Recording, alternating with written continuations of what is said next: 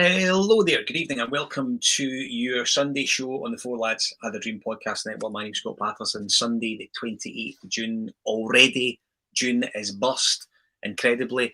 Full house to join me tonight to discuss lots of different things that have happened in the week, and I will welcome them all individually and in my order of preference.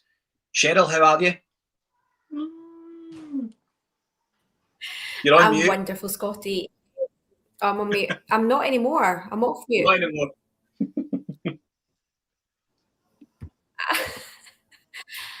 I'm now on 6 weeks holidays, so I am wonderful, gents. Thank you very much. Lovely to be back with my OGs. All good. Thank you. Dougie, how you doing? I had a Rob, Shots fired. I am very well. I've got the Canada game on the side. I am having laptop difficulties. I was hoping to be able to bring up my laptop so I could Google some names as we're chatting through, but it's playing up on me. Other than that, I'm great. It's all changed since the last time we podded. Yeah, 100%. It really has. And as I say, there's loads to discuss tonight. We know that there's transfer rumours to sort of get through, which we'll in the next week. And we will cover the coverage that the club have had on Derek McInnes arriving as our new manager earlier in the week. Robert, last but by no means least, how are you? I'm great. All I would say is that under my stewardship, I don't think the Sunday show's been 2 minutes late before, but we'll just leave it there, mate. That's put us under a lot of pressure for the season going on, because I'm going to make my job to make sure I am always at least 2 minutes late.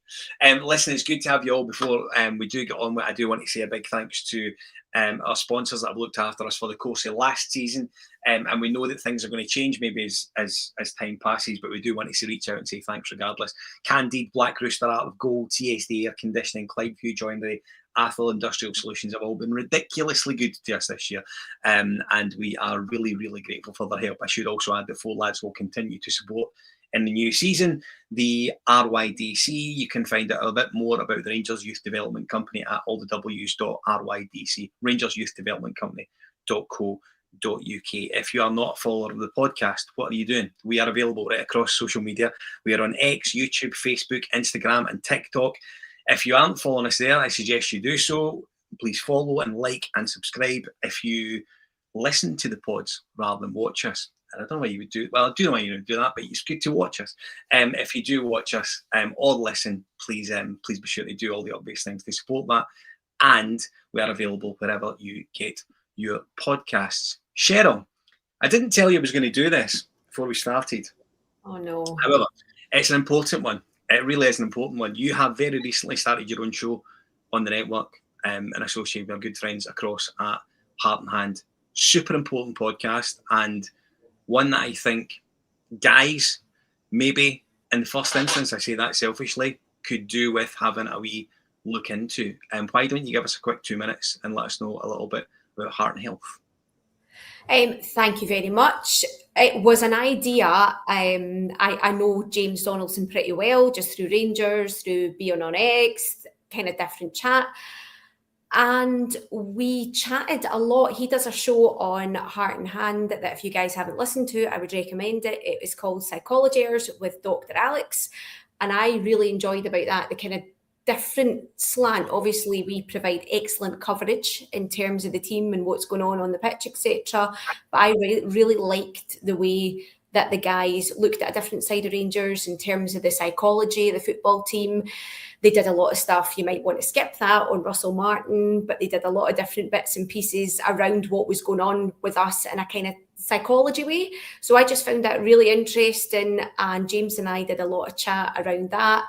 And we got our heads together and came up with this idea that it might be quite useful that there's another space with that kind of slant on it, but aimed at us as supporters, because at times Rangers absolutely leather our mental health. But there's also a whole host of other things that leather our mental health as well, that we knew a lot of people, as we've spoken to Stevie and Davey Edgar as well, that actually might be really quite helpful to get out of there. Yeah. So we've had our first 3 episodes. The response to it has been absolutely incredible. If anyone has got in touch with us or left us a comment, I'm hugely grateful, because you guys know me a lot of other people don't.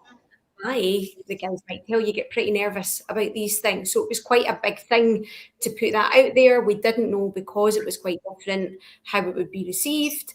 But the response to it thus far has been absolutely brilliant. We've had also quite a few responses. There's an anonymous link where people can sort of post topics or problems or things that they want discussed as well. And there's been a really, really good response on that. So I just want to say thank you if you've left a comment on X, on YouTube, on Heart and Hand, anything like that. Because with these things, when people put themselves out there, that, you know, we know what social media can be like, guys. There is people that can take the piss with it, maybe be a wee bit unkind, but that isn't what we've experienced so far. All we've experienced is people, you know, just showing gratitude, particularly to Davey and Stevie for their courage and the things that they've shared and the support that they've been able to give people. So I'm really grateful for the way it's been received, and from the support from you guys as well for pushing it out there for us. Thank you very much. Good for you.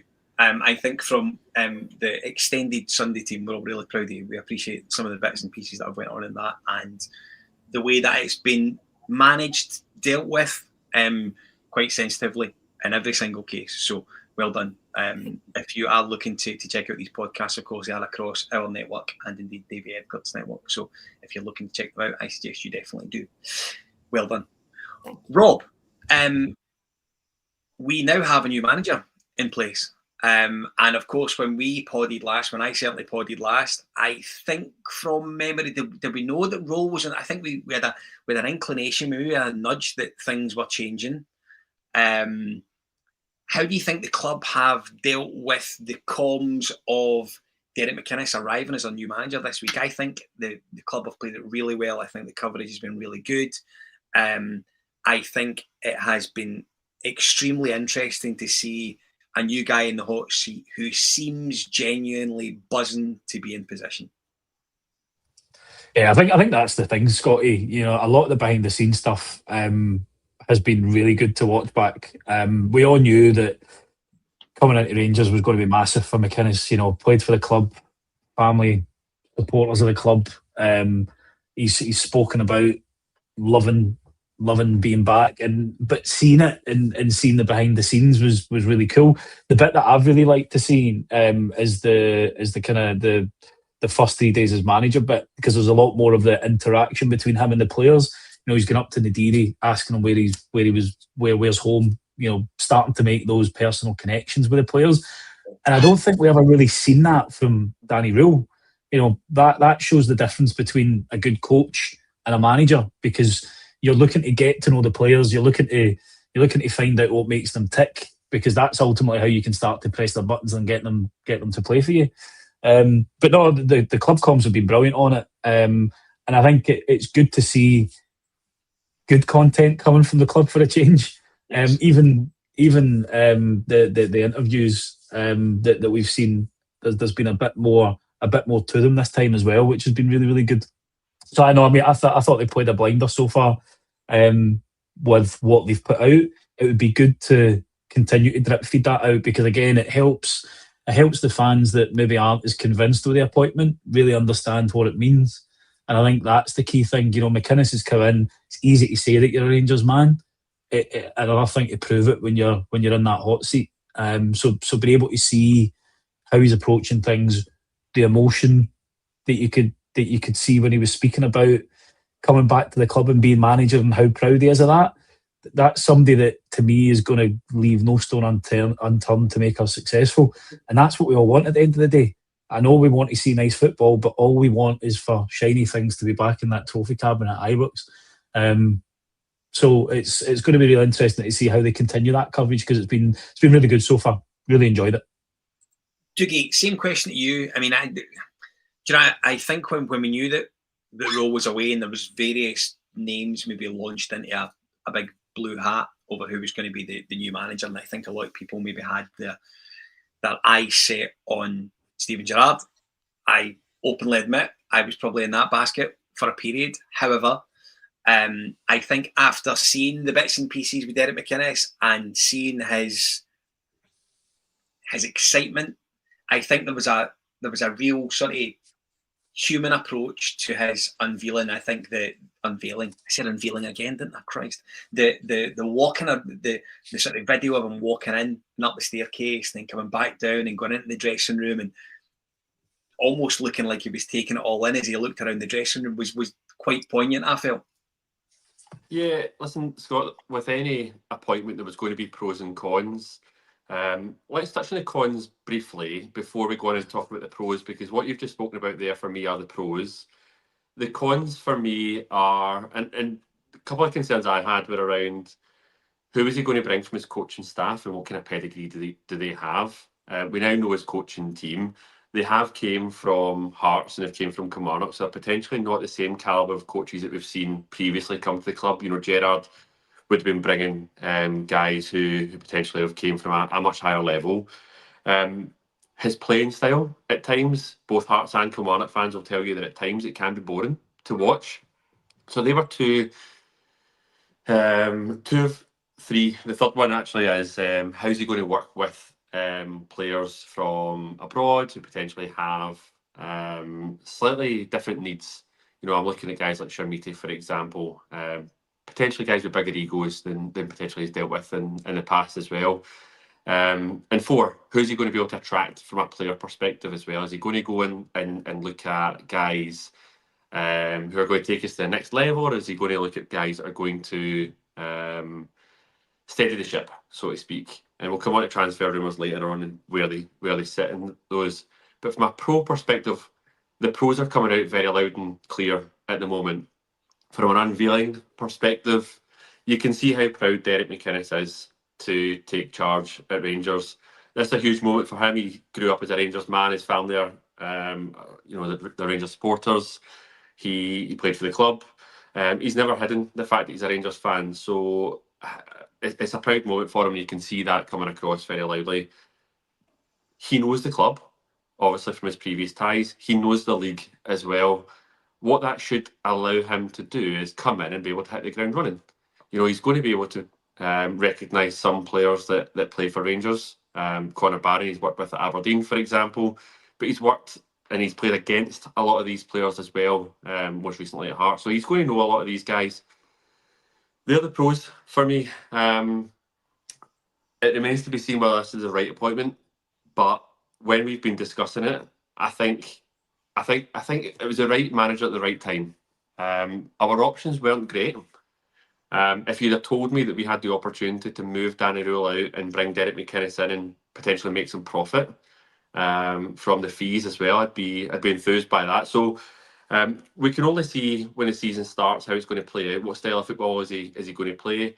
And as Rob said earlier on, part of me doesn't care if we're playing boring, turgid football, if we're winning shiny things. Yeah. And we need to remember that come the end of the season as well. That's where he's going to be judged. And do you know, he gets it because he already knows, and he said it in all his press conferences so far, he knows he's going to be judged on the silverware that's either inside Edmiston Drive or not. So a lot of pros and cons. A really interesting one that I'm glad he's getting a chance. And let's hope he does well. He's got my full backing, and I hope he does well. Sheryl, so I think what we're looking at just now is the first supporter of the football club in the dugout, probably since Ali McCoist. How important is that for you?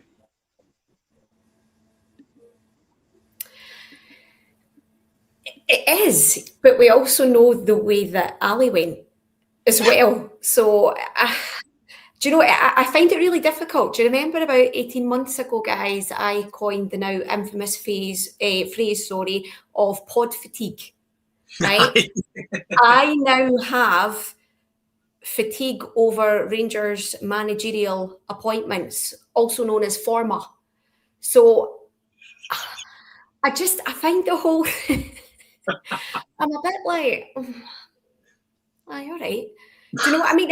I find it difficult to get dead enthused. I was with you guys, maybe not as passionately as you were, Scotty boy, but I was getting a bit fed up with Danny Rule. But then it all seemed to be quite settled. Andrew Kavanagh came out and said, do you know, we're going to back him. We're going to, you know, he would have had the pre-season.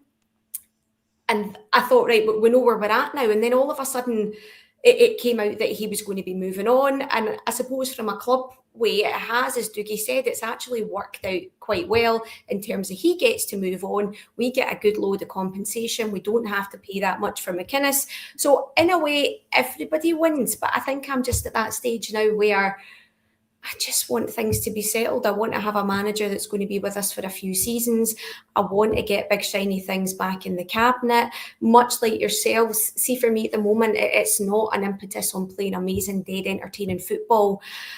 I know we said this at points when Danny Rule came in, and then you were tearing your, sorry Scotty, non-existent hair out when it was like 1-0, 2-1. I know, I can't go. It's been, 18 minutes without a baldy dry? I'm sorry, I need to go for it. But I think you look at Ali McCoy's, the point you made, yep, he didn't manage again, I've seen in the comments. But to have a man that I suppose gets it and despises them as much as we do, brilliant, because we've not had that for a long time. So there's another pro. Yeah. See one of the points that you just made there, Sheryl, around the fact that we want some stability here. Jim Gillespie spoke about stability in the press conference as well.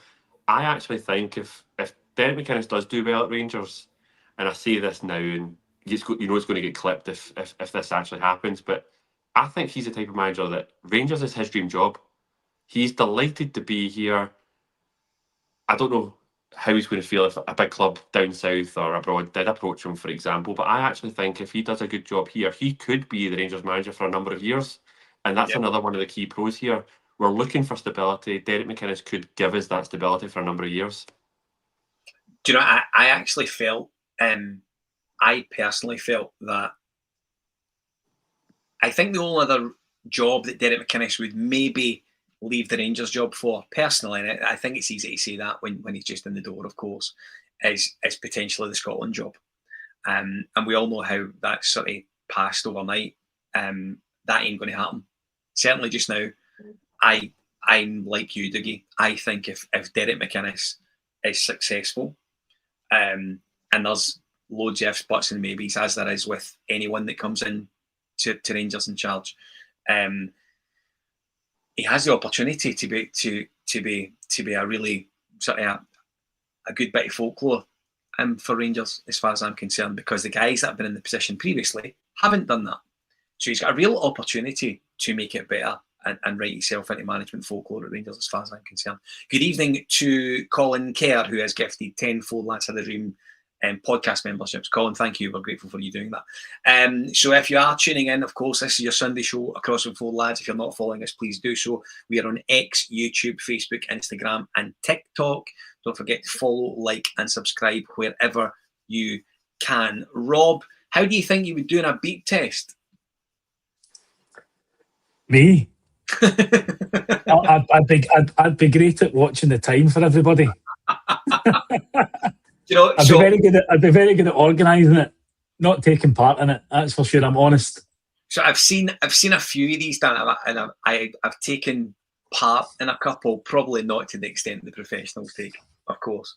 But of course, the guys returned for pre-season training this week, and some of the footage I felt from the beep test was really good, and it was interesting to see Lyle Cameron be streets ahead of the other guys in sweltering heat at Auchenhowie. It looked like quite an exhausting day for them, Rob, did it not? It did, but ultimately that's their job, as Roy Keane would say. You get paid handsomely for it. So it's about putting the hard yards in this stage of the season, so that it helps them in the latter parts of the season. And at a club like Rangers, we're gone are the days where you're just playing 38, 40 games a season. You're probably playing the best part of 55, 60 games a season at a club like ours. So you've got to make sure that the work is done this side of the season starting.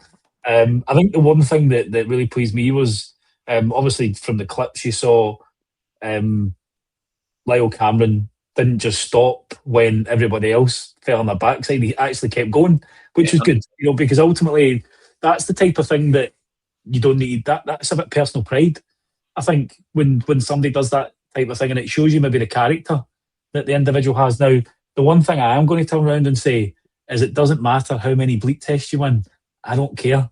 The only thing I care about is how many cups and trophies you're winning at the end of the season. So as much as it's great to see it, it doesn't matter a jot. It's about what you do in the pitch at the end of the day. Absolutely great to see them working on the fitness, because I think that was one of the concerns that we had last year, was that some of our players didn't exactly look like they could last a full 90 minutes. And that's the one thing that you're going to know from a McInnes team. They're going to be industrious. They're going to be hard-working. You know, they're not going to leave a man and not track them back, because he'll make sure that will be. And again, I know we'll touch on a few of the signings and prospective signings. That's why we always want Rangers men in the team, because you feel that they're going to run that wee bit harder. They're going to try and track that runner a wee bit more than people that don't get what the club's all about. And it's ultimately up to people like McInnes and now Ross McCrory to come in and help set some of those standards and remind these guys when they're coming through the door, this is what it's about. You know, we don't just leave that man and hold your teammates to account. And I think there's probably too many times last season where that wasn't happening. So it's going to be really interesting to see actually how that develops. But I mean, it's good to see. It's good to see that type of stuff coming out. But it's what they should be doing. You know, that's at the end of the day, that is what they're paid for. And yeah, playing football is the nice bit. That type of stuff is the hard graft that should be a base requirement for any player that's got a bit of pride. The other thing that was impressive, Ryan Nadiri, lasting so long in it, and some of the clips I've seen of him during training, he looks as if he's come back with a wee bit of a point to prove. I'm looking forward to seeing how he starts the season. Sheryl, in the case of Lyle Cameron, it feels like it's a big season for him already, almost, because he arrived last year, didn't really have much of a chance, went up to Aberdeen. I think, and my knowledge of Aberdeen isn't great for all the obvious reasons. It's Aberdeen. But I think he done okay. Him coming down to work under McInnes and having maybe a first impressions are important, let's be honest. Thomas McCrimmon jumps in and says Cameron isn't afraid of hard work. Hope he gets a chance under Grand Wizard Derek. He's probably the same as all the other guys that have came back, looking to impress pre-season, new boss. But for him, it feels like it could be quite an important one this year.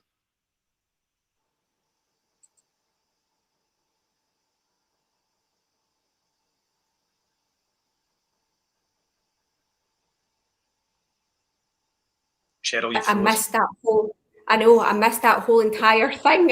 I'm really sorry. I'm sure it was dead impressive and really searching and possibly the best question you've ever asked me. But I missed the entire thing because it just kept jumping. Lyle Cameron, yea or nay? Was that it? Well, it was yea or nay in the sense that after he was away for the season last year, he's obviously came back and he's working under another new manager at Rangers, different manager for the guy that brought him in, different manager for the guy that put him out on loan. So it feels like this season's going to be quite important for him over whether Rangers becomes a thing for him or not. Mm-hmm. I think so, and I would like to hope under Derek McInnes that he actually gets a bit of a chance, because I know we see of him and we kind of cameo spells at the beginning of the season. I think he actually looked decent. There was a couple of games, what was it? Was it one of the European games where he came on and he actually gave us a wee bit of dig and looked interested. So for me, I would hope that he gets a chance. I know I think he was quite well thought of in Aberdeen as well. The wee bits and pieces that I've seen, I think they seem to quite like him in his spell up there as much as they can like one of us. But I would hope that he gets that chance, and I think McInnes will probably give him it, hopefully. Because we need to, obviously, I think there's a lot of people, a lot of our midfielders that are probably going to leave as well if we go. I'm sorry, I'm now distracted by the slagging of my wallpaper. It's lime, right? It's lime. It was in the house when I moved in, and it's lime. It's not really green. And who is it in the comments, Sheryl? Is that your son or your dad that's just said about you ignoring them normally? It could be anybody in my family, because I don't listen to any of them. So I think it's my mum, so her especially. So, now that we've slaughtered Cheryl's choice of decor, I think it's important we get back on track. I thought you were saying now it's Dougie's turn. No, well, everyone knows that you get an absolute rider on this podcast, so there's loads of time for that. But here's to When are we going to talk about Kel Wasgaard's great goal for Norway? That's all I want to know. Do you Doesn't think matter what he does in the Norway shirt, it matters what he does in the Rangers shirt. I said next season. Dougie, I'm going to go straight into transfers. Go for it. Goodness me, I'm starting with you on transfers. Goodness. So we know that we've done some business early on already. We know that Ross McCrory is in the building. Different to have him back. I don't think he was someone who I expected to maybe come back. However, when you think about homegrown status and getting a Scotsman who understands Rangers, etc., back in the building, I think that's important. Good to see him back. We know that Bailey Rice has disappeared on a season-long loan today after signing a contract that's starting next week. I'll get your thoughts on that. But more importantly, an imminent one that we reckon will probably confirmed. I wouldn't think so tonight now, but probably tomorrow, is the arrival of Ben Godfrey on a season-long loan from Atalanta. We seem to be trying to bolster that backline first ahead of anything else at the minute. Well, the one thing about the pre-season training so far that we've not mentioned is it must be a very quiet pre-season training, because with so many loan players returning to their parent clubs, players leaving that were out of contract, and guys over in the World Cup, it must be a very depleted squad there, and it's important that we now go and add to it quickly. You know, first league game's the 31st of July, and we've got some European games before that as well. So we need to get guys in the door, up to speed imminently. In terms of the positions, before I go on and talk about some of the players individually, the priority must be twofold. One, we need to boost the squad with guys who know what it takes.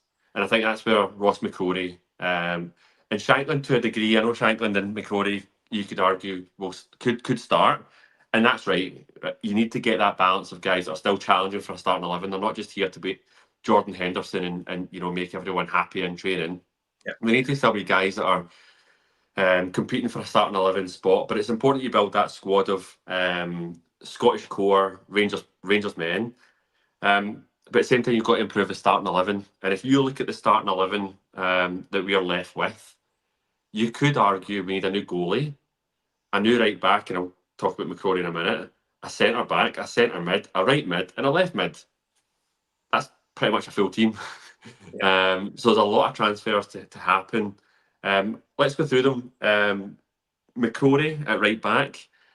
If you say to me that we're going to go into the season with Ross McCrory and Dougie Sterling as your two right back options, I'm going to say I'm a little bit uncomfortable about that. And it's probably no surprise to me that today I've seen links to Brian Reynolds again.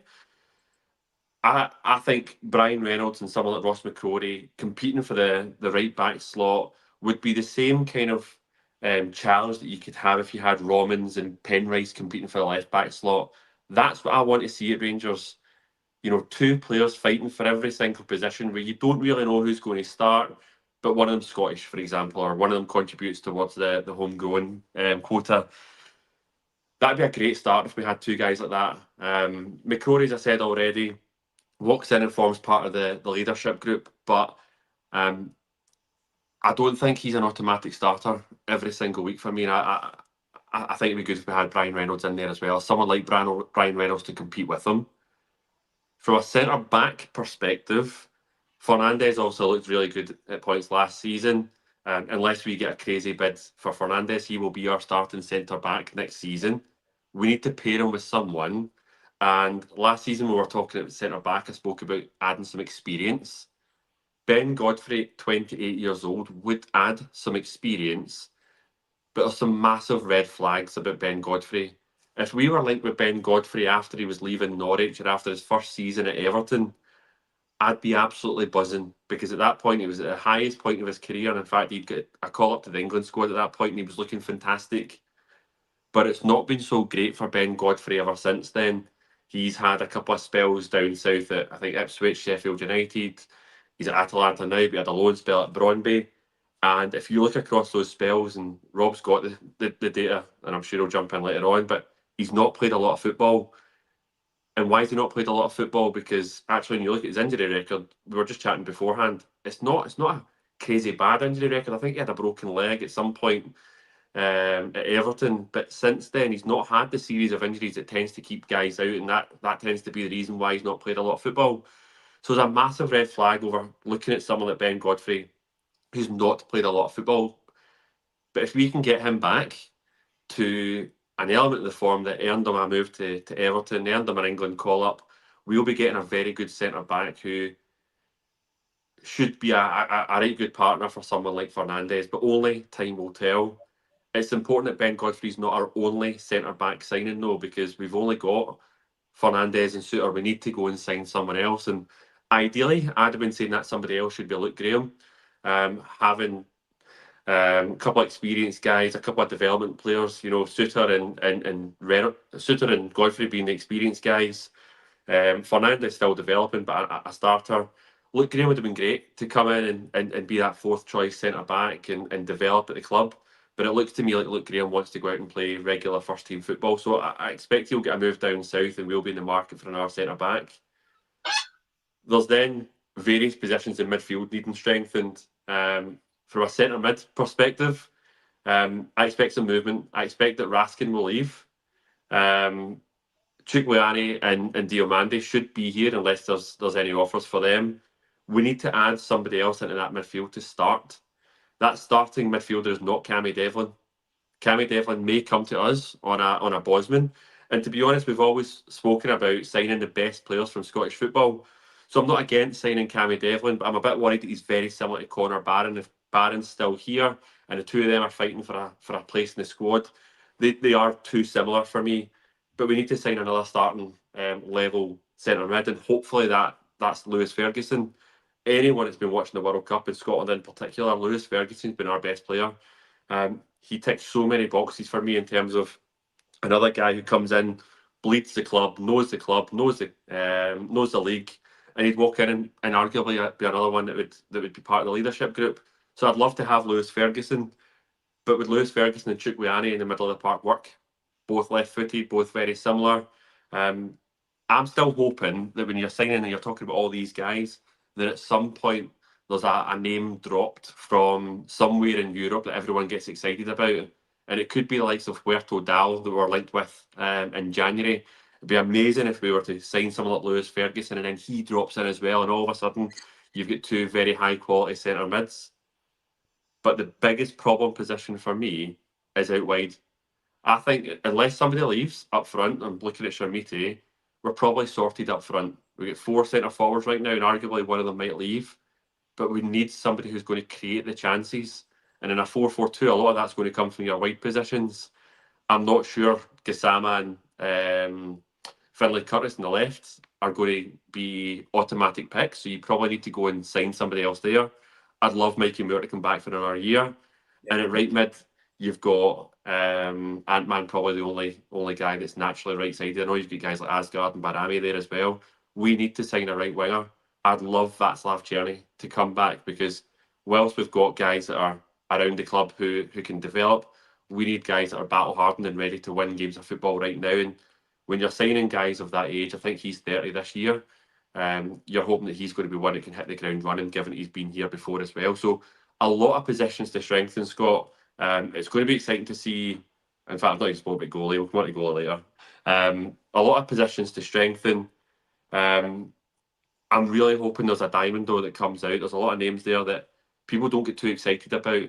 And I think, going back to my early comments about Derek McInnes, I think what Derek McInnes is going to try and do is make us a very hard team to beat. It might not always be a sexy football to watch, but when you're looking at some of those names there, it's adding the Scottish core, it's adding the Rangers men that we've called for, it's soaking up some of the best talent in Scottish football.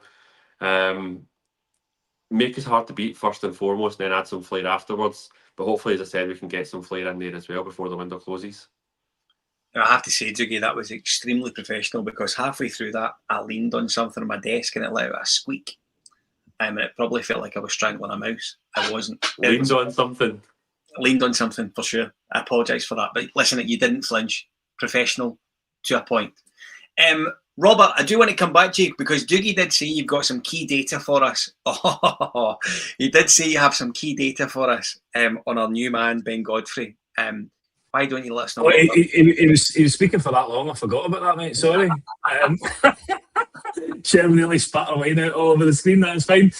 No, it was just like Dougie said. You know, when the Godfrey signing got announced, you have a little look at how many games that he's played, and immediately when you see somebody that hasn't really played more than 20 games a season, you know, in the last 3 years, you expect to see a fair few injuries as part of that, and there isn't actually that many injuries. So I think for me, the question mark remains over, well, if he's not being picked, why is he not being picked? And I think the problem for us is if he's coming in to be a starter, then it immediately gives us some warning signals, because he's not been playing that regularly.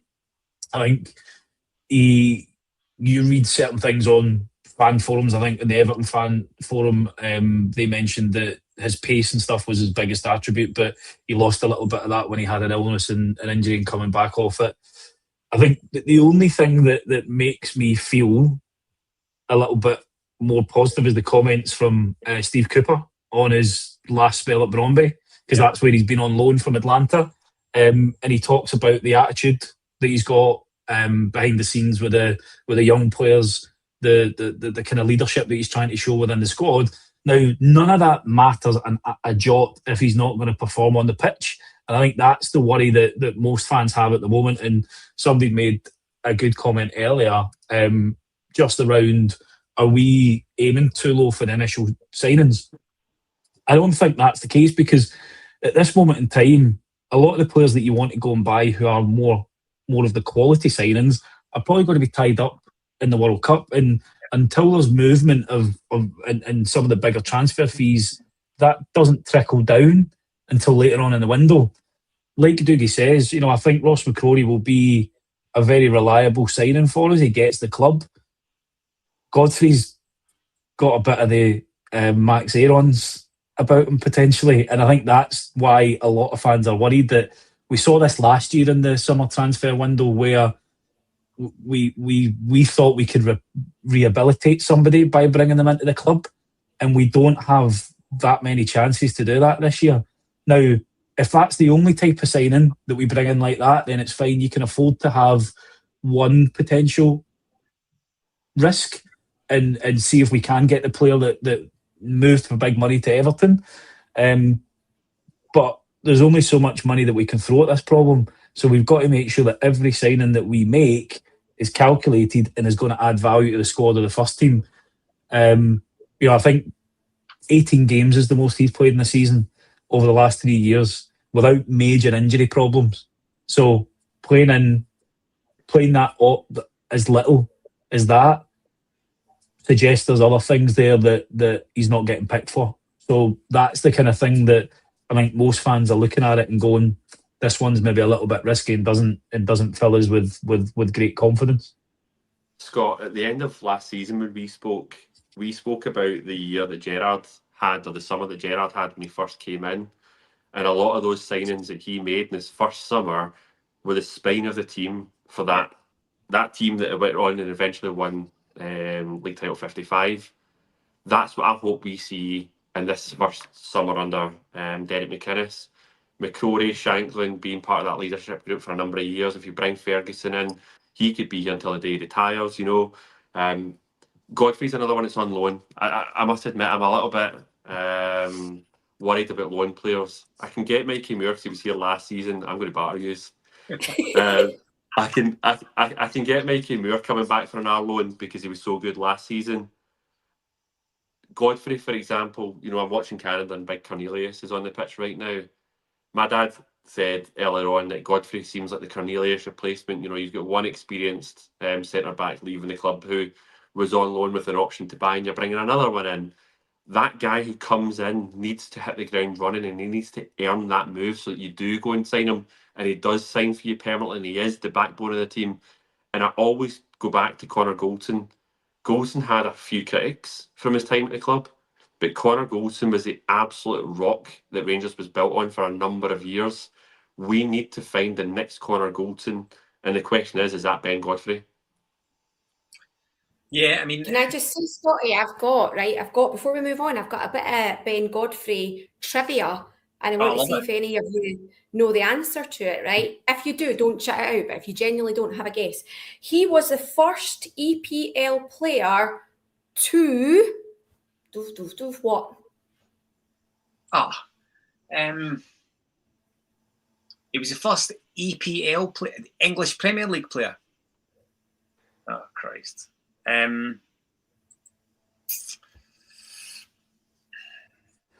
Score an own goal. like, is it something positive or negative? Negative. Negative? Of course it is. Fail a drugs test. Nah, Rio Ferdinand beat him to that. Oh my goodness. Allegedly, Stiggy, allegedly. Of course, apparently. Oh, now, I don't know if Craig Marshall's right here, but this is a great answer. Score a hat-trick? Sure it's not. I assume it means a hat-trick of OGs or something like that, certainly. Sheryl, you've got me beat. I don't know the answer. I can't speak for the other two, but I definitely don't know the answer. Nobody in the comments before we move on? I've been waiting, monitoring the comments to see if anyone was able to jump in, but... Okay. Right, he was the first EPL player to be dismissed after the ref consulted VAR. Oh, wow. Was he? Really? There you go. Now that's a boast. Aye, so he's screwed up here then with VAR running our game, isn't he? Right. He's going to love it up here. There is nothing going to be up here that he doesn't enjoy. Sheryl, it's obviously a problem position for us, I think, centre half, based on who's disappeared towards the end of the season. It is important that Derek McInnes gets the recruitment for that area absolutely spot on, isn't it?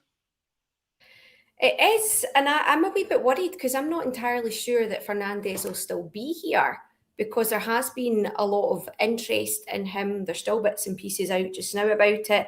So that would leave us with what Suter. Just for me, you know my thoughts and my feelings on him. Absolutely not. I don't think he's a particularly good leader. I just think every time that he appeared, we know he was out for a period last season, but when he did come back in, other than that game against St Mirren when he first came back, he just caused panic throughout the team for me. And we need somebody, if we're going to bring in new players, we need somebody, as the boys were rightly saying, who's a leader. For me, that's not him. We've also still got Nsiala as well, but I can imagine we'll try and ship him out on loan as soon as possible. So for me, I think we need at least another 2 or 3 centre backs. I'm not sure. I think Rob, for once in his puff, made an excellent point about the rehabilitation. I don't want that. We've seen what happened last season. I don't want that. We need somebody that can come in, or at least 2 or 3 that can come in, be established, and actually be good to go. Sheryl, I'm going to say... Sorry. Just need to talk about Nsiala. It was funny when you see the social media pictures of the Rangers squad returning for pre-season. It's a who's who of where were they and do they still actually play for Rangers? And without hurting your feelings too much, it's when you see guys like Ross McCausland on that training pitch. Don't go there, Dougie. Don't go there. You're lucky Alex is actually not in the house this evening, or no. I was hoping to get a bite. It looked like he popped over to get his teeth done, so you might get a bite, Dougie. Right, enough. Sheryl, I'm going to stick with you because it feels like what I'm going to speak about next is a subject that we spoke about last pre-season when we spoke about areas that we felt improvement was necessary. And I think, if memory serves me right, we spoke about Jack Butland back then, and the general consensus then was it was an area that would be good to improve, but wasn't a necessity to improve. Considering we've been linked to maybe 3, maybe 4 goalkeepers over the last sort of maybe 24 hours, it strikes me as it being an area that the club are actively trying to, I loathe to say improve, but if Butland's looking to maybe get a move back down south, it's certainly an area that they're going to need to sort of accelerate on a little, isn't it? Yeah, absolutely. And look, I like him. I think as almost as a leader, right? I don't like having your goalie as your captain, absolutely not. But as somebody that is a representative of the club, that speaks very well, that spends time with the fans, do you know, I think he's excellent, but that's not going to stop us losing stupid goals and ultimately losing the title to these daft goals. So as much as I like him as a man, no, absolutely, I think it's time that he moves on. He can be excellent, but again, he can just have these brain farts that come out of nowhere. He can go through periods of being pretty settled. I see the comment there about his distribution. That is woeful, absolutely woeful. And I think it probably is time that we move him on. We spoke before we came on about goalkeeping targets. Pierce Charles for me, but I don't think he would come to us at the moment. I think he'd probably prefer to stay down south. I had seen stuff about Hull, perhaps Butland wanting that move, going back down the road, going back down to Hull. But for me, I think probably the time is right for him to move on and maybe get somebody in slightly younger that, again, is going to be that continuity in goals and stay with us for quite a long time. We've got an excellent backup in the shape of Liam Kelly. I'm glad that he's signed on, but I definitely think we need to freshen things up in goals. Scott, I think the interesting one. Oh, sorry, Diggy, I was just going to mention there was an interesting link that I read earlier on to a Manchester United keeper, Radek Vitek. He was on loan at Bristol City last year, and by all accounts had a phenomenal season for them. 12 clean sheets, quite a lot of plaudits for his performances. So only 22. No idea what his distribution's like. No idea what he's like as a keeper, but that was one that just popped up on the radar, out with the other keepers that we've been linked with. But definitely an area we need to improve on, because Butland is certainly past it from a prime performance perspective in my eyes. See, I disagree in terms of the past it comment, because when Sheryl's talking about signing a goalie that's going to be there for a number of years. I can't remember what age Alan McGregor was when we did bring him back, but he was there for a number of years, and he obviously left when he was in his 40s. I think he was 40. Was he 41 when he eventually retired? So I'm not too bored, because it's a goalkeeping position. Butland's actually still young from a goalkeeper perspective. But what I was going to say is it's still an example for me of, if Danny Rule was still here, Butland would be gone, and we'd actually probably have a right good chance of signing Pierce Charles, because also they worked together previously at Sheffield Wednesday. And I agree with the comment about I think Butland did stifle Rule's style of football because of the distribution. But Derek McInnes bringing in a new style of football might demand a slightly different want and need from a different player across different positions. He might not want the goalkeeper to be, Beckenbauer with his right boot. He might want a goalkeeper that's more a leader, stable in goals. And actually, where Butland might have been a dead cert to leave under Danny Rule, he might not be under Derek McInnes, but it remains to be seen. But, Rob, you've mentioned one goalie, Pierce Charles has been mentioned, but you've got Ivor Pandur and Sebastian Desplanches.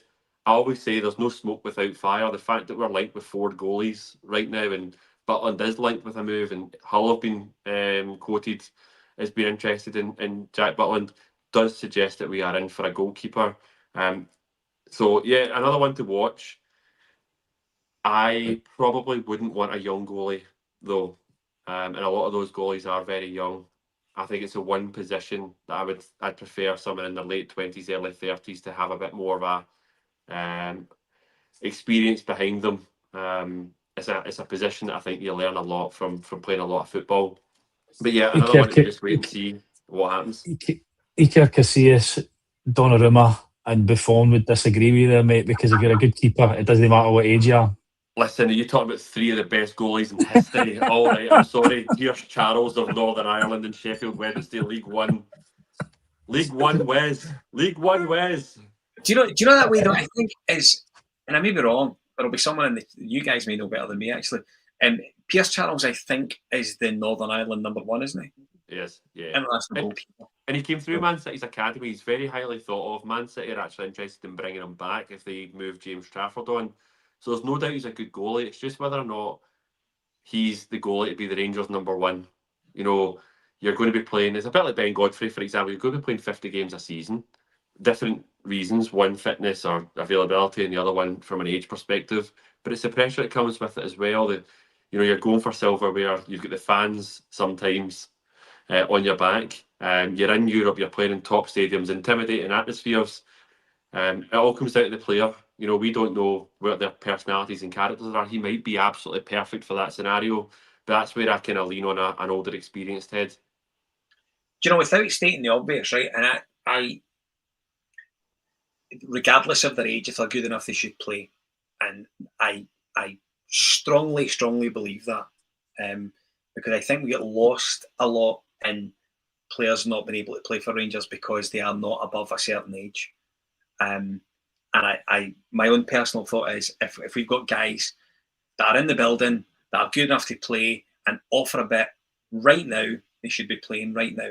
That applies to Pierce Charles, that applies to Annan Scally, that applies to Zebedee Lawson, Kyle Glasgow, all guys that are in the building. It will apply to Kyle Curtis, Finlay Curtis when he comes back. It will apply to these guys. They need to play. Otherwise, we're never going to know if they're going to be good enough to play for Rangers or not. Different players have different development needs. The loan move for Finlay Curtis at Kilmarnock was absolutely perfect, and hopefully that's what Bailey Rice gets when he goes out to Killie as well. But me and one of my mates were talking about it earlier on. Kyle Glasgow, Scally, Zebedee Lawson. See if these guys are still around next season, they should be banging on the manager's door, training with the first team at the very least, but banging on the manager's door for minutes in the first team. And you never know, you know, with a clean slate, new opportunities, there's an opportunity there for one of these young guys to come in and show what they're capable of and grab that jersey. I think we spoke about that last week actually on the show about McInnes, and that's a really good opportunity for all of these young players, because he, when he was at Aberdeen, obviously gave McKenna his debut, brought him through the youth camp ranks, made him captain. He did the same with Ferguson. You know, he pushed Aberdeen to sign him when he was 18, brought him in, made him his captain, and then he also played the young boy Calvin Ramsey, who they then developed and sold on to Liverpool. You know, that's the type of thing I think with McInnes. If he trusts the young players, they become part of the squad. They become part of the team. It's up to those boys to grab their chance when they're given it, and they need to be shown that in training. I think for too long, there's been an air when you're a young player at Rangers that if you make an appearance for the first team, right, that's it, you've made it, and they've then just gone off the boil and they've stopped working hard. And I think the new manager coming in will put an air of no, you get this and you earn it. If you want to stay here, you've got to keep working. And that's the type of standard we need for those young guys coming through the club. You know, Ross McCrory is going to be a great example for them to say, I had to leave in order to get first team football because I didn't prove that I was good enough to make it here. You know, if you don't want the same thing to happen, here's all the stuff that I learned since I've left, and this is what you need to do, knuckle down to make sure it doesn't happen to you. By the way, see that Ross McCrory interview? I don't think you'll see a better interview this summer. See the way he spoke about returning to the club, the reason he left, the player that he is, the man that he is returning to this football club. Very, very good interview from Ross McCrory. One thing I do want to say, and it'll probably be one of the last things I'll say tonight before we wrap up, because I'm conscious we've managed to get almost an hour out of things tonight. I will be super disappointed if we see guys like Gassama and Ant-Man playing ahead of Finlay Curtis next season. And I would hope, considering we've now got Derek McInnes in the building, who has seen Finlay Curtis in the last year, his team have played against Finlay Curtis in the last year. I would really, really, really hope that he sees that there is absolute warranty in giving that fella some game time. Because last season, we had to watch absolute rubbish while Finlay Curtis was tearing it up because he got game time. So we sent him out to get game time because we felt that he wasn't better than the guys that weren't cutting up for us in a title challenge. So I do hope that the next season Finlay Curtis is a starter ahead of their formation. I certainly hope that is the case. See on Finlay Curtis, we said this at the time, short term it might have not been the best thing for Rangers because Finlay Curtis was a player who could have contributed towards our league push last season. But long term, there's an argument that loaning him to Kilmarnock was actually the best thing for the player. And the only team that should benefit from that loan spell to Kilmarnock is us. Because he's been away, he's got regular first team minutes, his performances have earned him a move to the World Cup, where he's got a lot more experience coming back and actually he's more ready to play as a starter this season than if he played the odd couple of minutes here and there last year. So I'm really enthused by Finlay Curtis. I think This is a big season for him. I'll be interested to see how Derek McInnes uses Finlay Curtis. But there's a massive future ahead for Finlay Curtis. The other thing I was going to say is, like, a couple of the guys that you mentioned there, like Ant-Man, I'm really hoping there's a lot of sales on the horizon. There's so much dead wood at the football club right now. I've seen some comments about Danilo. Is Danilo here, for example? Danilo's a great example of a guy, I mentioned 4 strikers earlier on. It's actually 5, including Danilo. Danilo's a guy who will not be in our plans next season, making that assumption. That you can maybe get a couple of million from and free up his wages and use that money elsewhere across the team. We need to be quite smart this summer and make deals like that. Cifuentes leaving, Bayrami leaving. We need to get these guys out the door because they're absolutely no good to us. And they stifle the youth players, because having these guys around the squad takes a youth player's position, or steals a position from a guy that we could have went and got from the SPL. So it's important we move those guys on and boost the squad with the young players.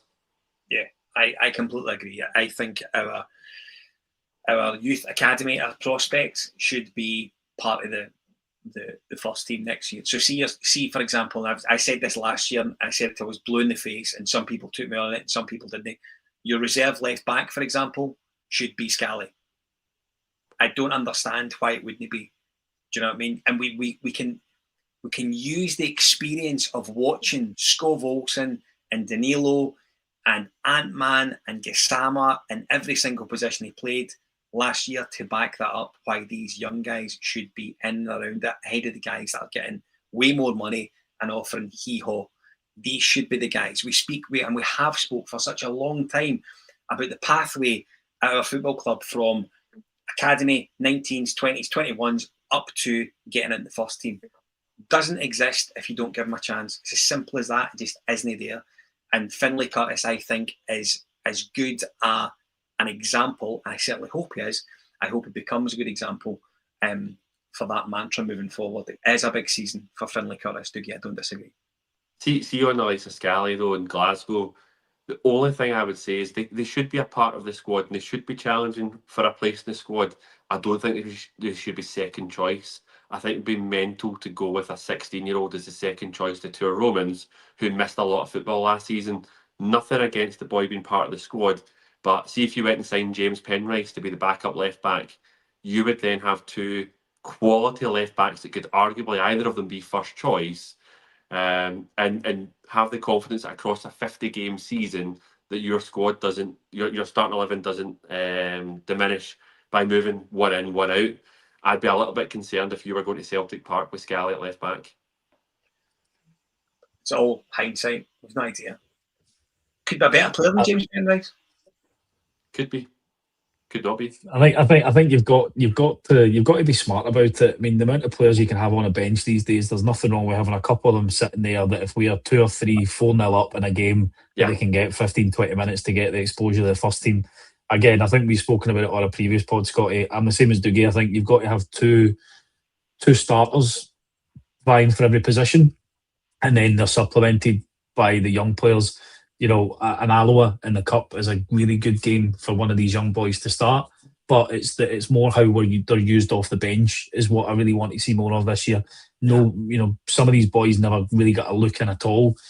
Paul Nsioa goes away on loan. Rafe Rovers got the player of the season for them. He's going to come back and had a taste of men's football, did really well, is going to want to be involved in, but it's really up to them to prove the manager can trust them. It comes back to that word trust. Doesn't matter what age you are, if the manager's got the trust in you, you'll get game time. I firmly do believe that. And I think, while we might talk about McInnes being a limited football manager, he knows how to get the best out of players. You look at what he's done at Aberdeen. He took them over. They were in an absolute shit show of a club. Didn't have really much money to spend, but he managed to deliver them a trophy in his time there. He went to Kelly, got them into European football. Bar some questionable decisions, would have delivered the title for Hearts. He might not be everybody's flavour of the month, but he knows how to put an effective team out there. He knows how to coach and drill people.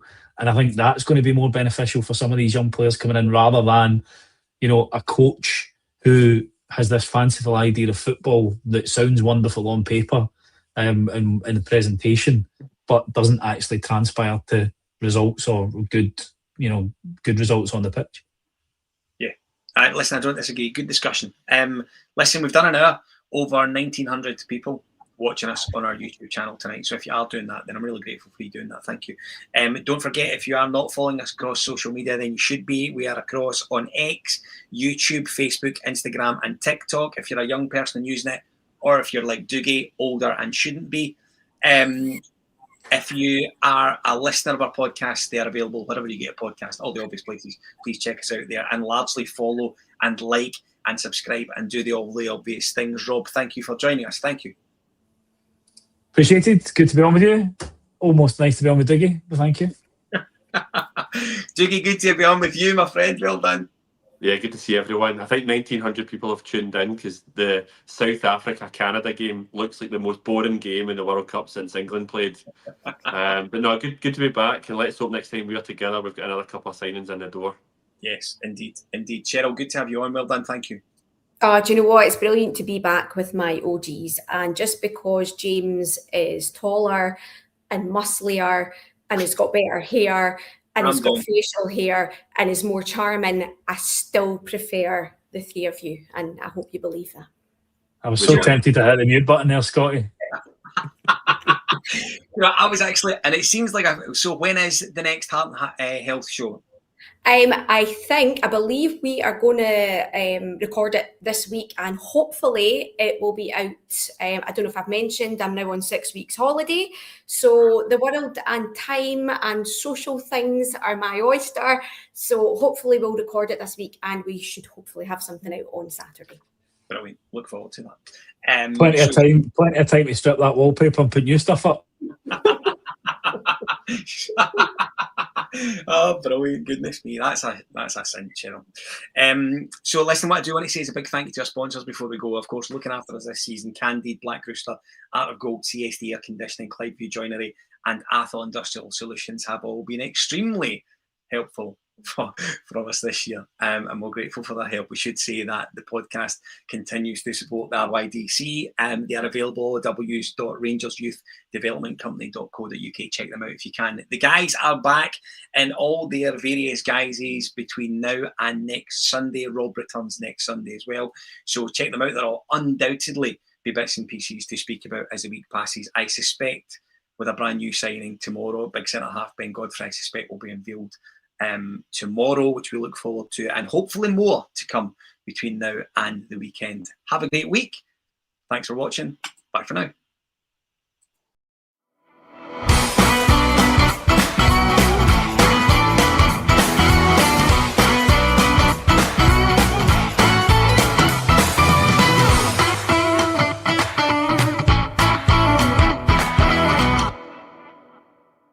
The Four Lads podcast is sponsored by Rhino Express, Clydeview Joinery, Athol Industrial Solutions Limited, and CSD Air Conditioning, in partnership with Black Rooster and Art of Gold. Thank you for listening to or watching the podcast. We hope you enjoyed the show.